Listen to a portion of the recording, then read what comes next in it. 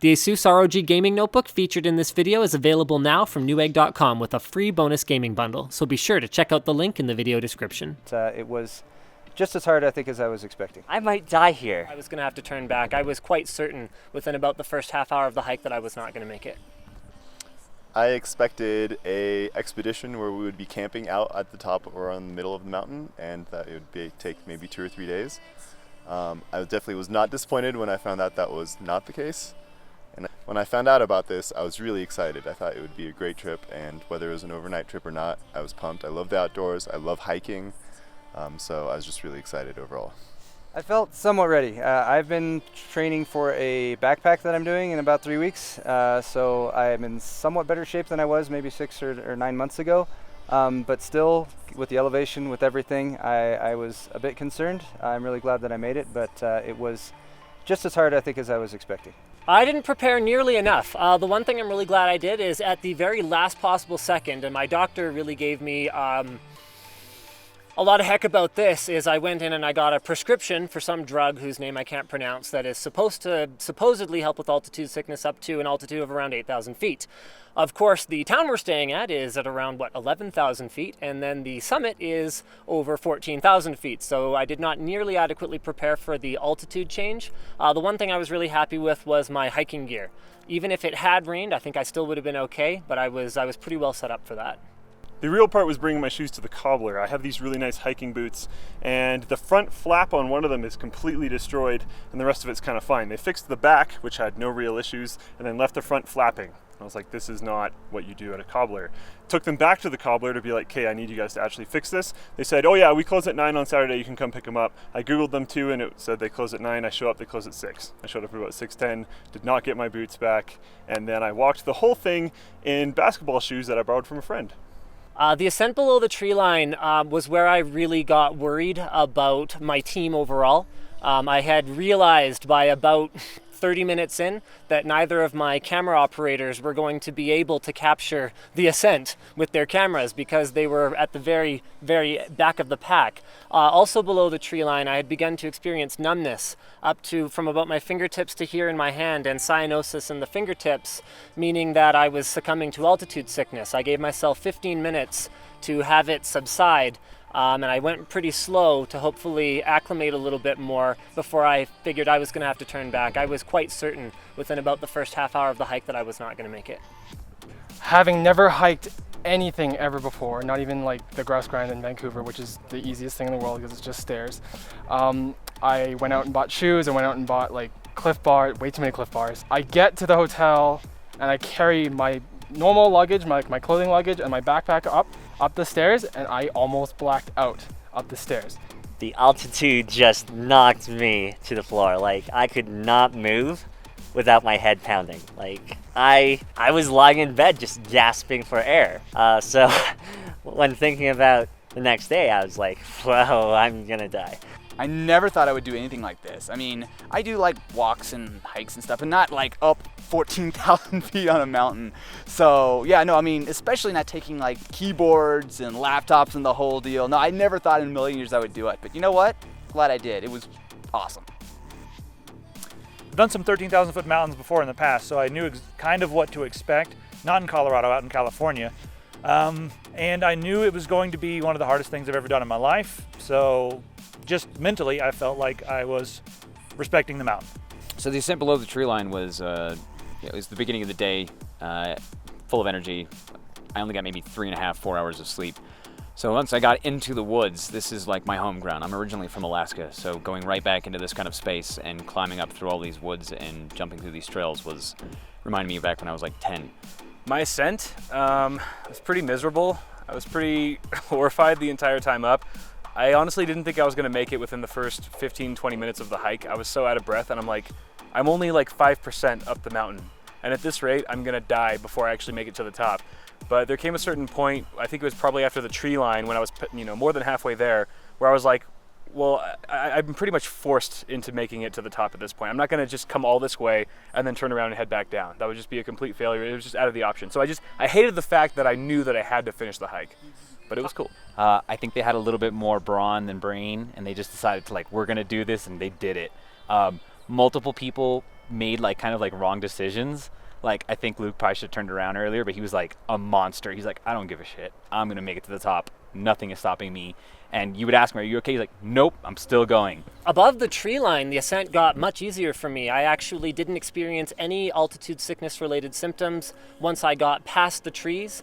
And aside from, I'd say the really tough part was the extremely vertical, rocky, and not very grippy slope where your feet could easily slip out from under you. That was about halfway between the tree line and the actual summit. That was the most difficult part for me, where we were basically taking 20, maybe 30, 40 steps, and then we were sitting down and taking like a bite of Cliff Bar and then a drink from the Camelback before we could keep going. Being on the summit and actually achieving this, I mean, we thought about this over a year and a half ago, and I always say this is an excuse to work while having fun at the same time because I love doing this kind of stuff.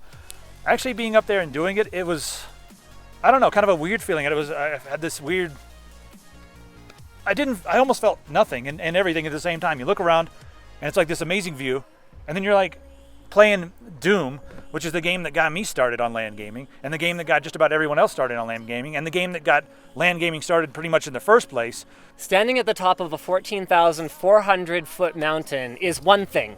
Standing at the top of a 14,400 foot mountain with a bunch of guys with laptops and keyboards playing Doom on a LAN with the batteries that we hauled up and the router that we hauled up, and we got like notebooks strewn across rocks, and we got keyboards in our laps, and we're all yelling because QAIN is killing everyone, and so there's victory cries from like that one spot and then moaning from pretty much everywhere else. It was unlike anything that I've ever experienced before in my life. It was absolutely stunning and beautiful.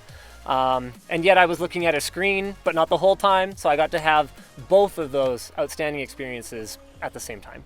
You know, it's funny that you ask that, because the most memorable thing for me was actually not necessarily the summit itself or the view from the summit. It was when I began to realize how high up we were, when I was looking down on lakes and they were getting smaller and smaller. So it maybe wasn't one image, but it was hiking for 10 or 15 minutes and realizing how much higher I was than I was even 10 minutes ago, and just marveling at what we were achieving and the people around me that were doing it too. Because I had people in front of me that I was watching make the climb, and I had people behind me that I was looking back at, watching them come over the same terrain that I was.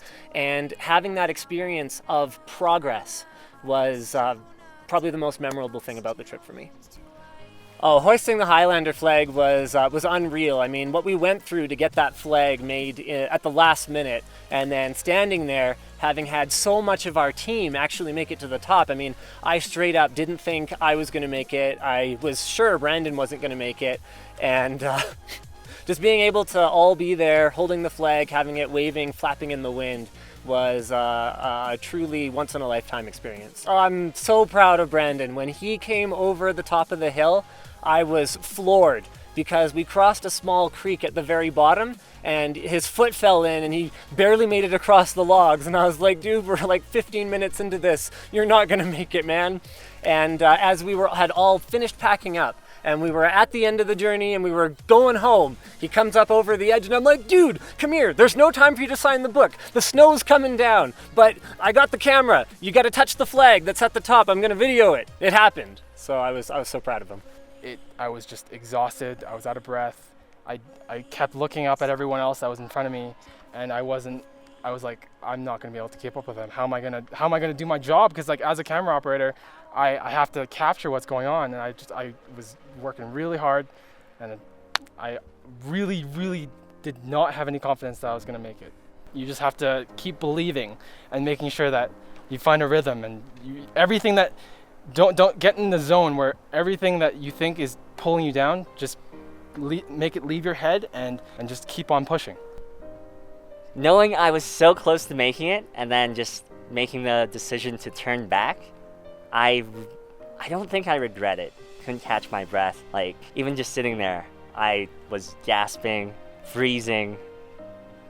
I just had to turn back, and I think that was the right choice. So Corsair gives us like, you know, K95s and K70 RGB keyboards. And I thought we were going to get a mouse. So I know the guys at Corsair were like, they're going to carry this to the top. I knew they were laughing at us. I just knew that they were laughing, knowing that we were going to carry these things to the top. Now, I cannot stand gaming on a laptop because I just don't deal with the keys. So I put it right on top of the keyboard, and I was really, really happy. And I made sure that I grabbed the brown switches because I like the brown switches a lot. So I like dug through the pile and I made sure I got that one. There was only like 1 or 2 of them, and I grabbed it. So I was really happy about that. And then the gaming laptop was completely overkill because we're playing Doom, right?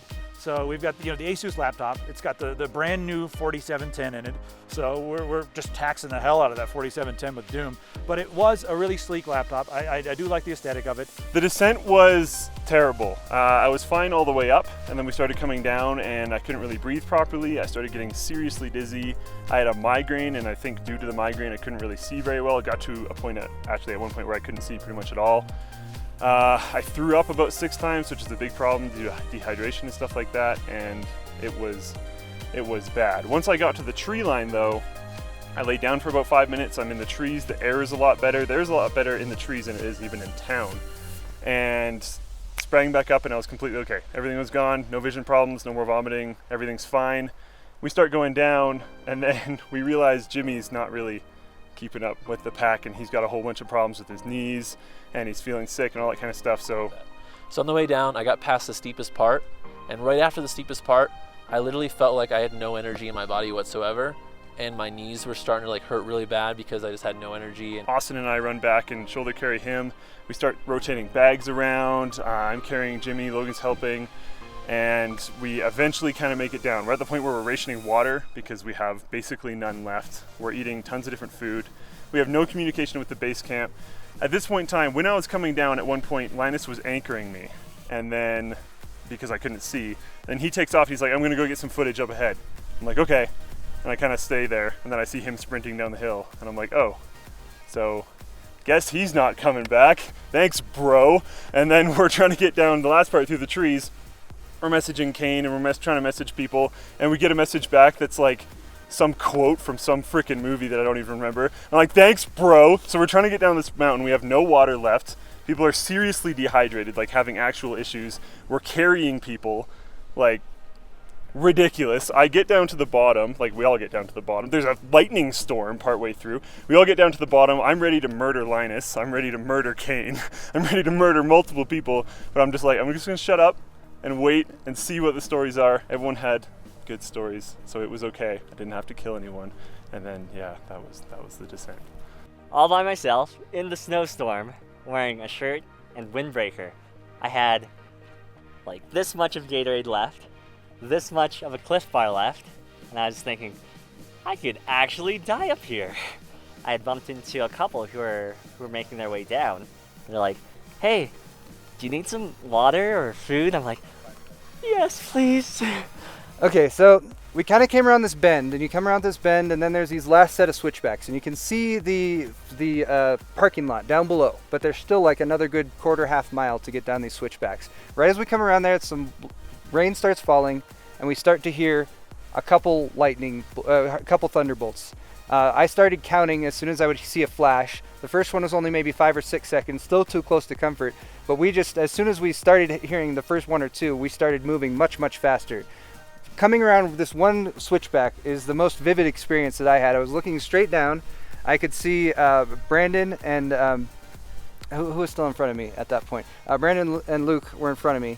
And at the end of the switchback where it turns back just beyond, lightning bolt just straight down, and no delay at all between when the lightning bolt went and the thunder. So it's just like, it's on top of you. At any moment you're thinking if lightning hits a tree next to me, it could arc over to me and you could just die. Or maybe just get really badly injured, I guess. But so at that point, we were fearing for our lives, and the adrenaline took us the rest of the way down the mountain. It was a harrowing, frightening, kind of terrible experience, but honestly, very memorable. And in retrospect, since nobody died, I guess good to some degree.